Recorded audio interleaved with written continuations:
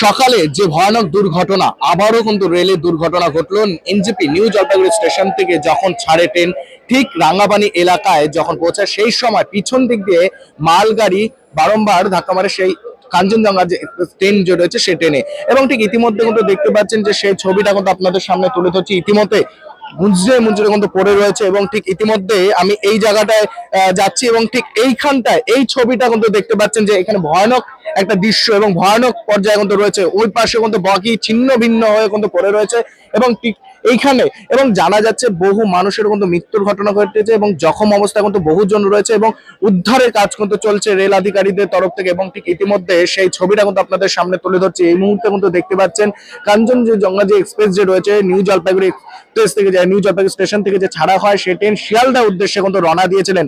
পিছন দিক দিয়ে কিন্তু মালগাড়ি যখন ধাক্কা মারে সেই সময় কিন্তু এবং প্রচুর মানুষ দেখতে পাচ্ছেন, বহু মানুষ এইখানে কিন্তু জড়ো হয়েছেন।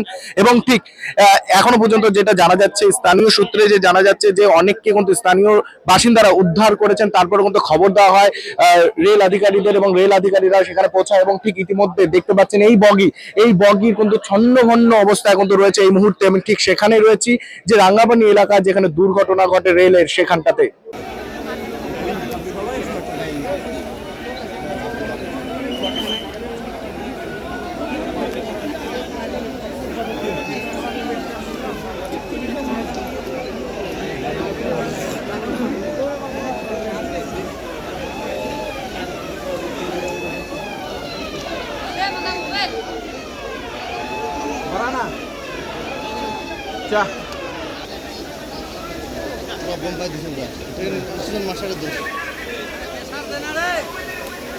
হবে না, কেন হবে না?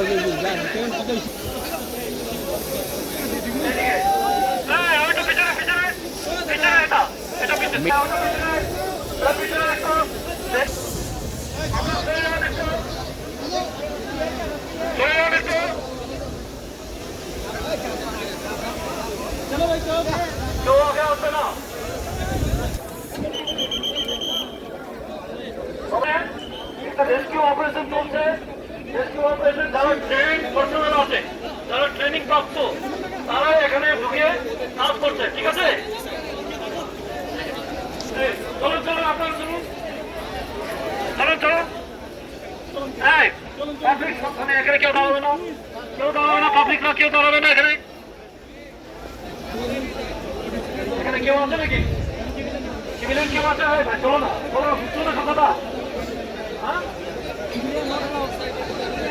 আটটার দিকে একটা আওয়াজ হলো জোরে। আমরা ঈদের নামাজ পড়ে বাড়িতে আসি, 8:30টার দিকে জোরে আওয়াজ হলো। আওয়াজটা শুনে সাথে সাথে আমরা চলে আসছি এখানে। দেখতেছি আমাদের এখানে ট্রেনটা এরকম দুর্ঘটনা ঘটে গেছে। তো দুর্ঘটনা করে আমরা আসি, সাথে সাথে আমাদের এখানে গ্রামবাসীর ছেলেগুলা আসে, সহযোগিতা করছি।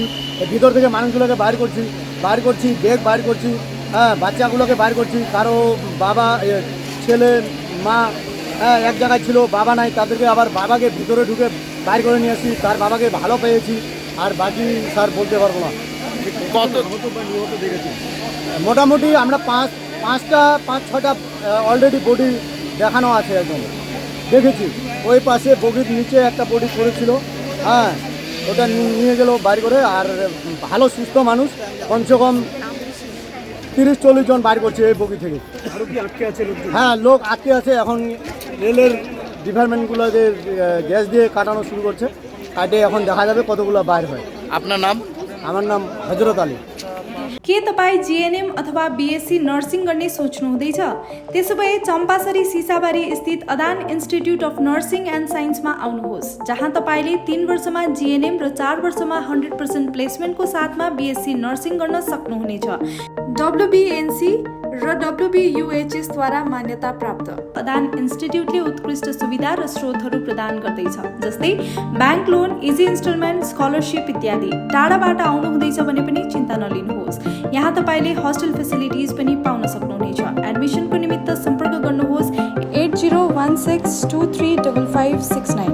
सिलीगुड़ी के फूलबाड़ी स्थित महाराजा अग्रसेन अस्पताल में आपका स्वागत है।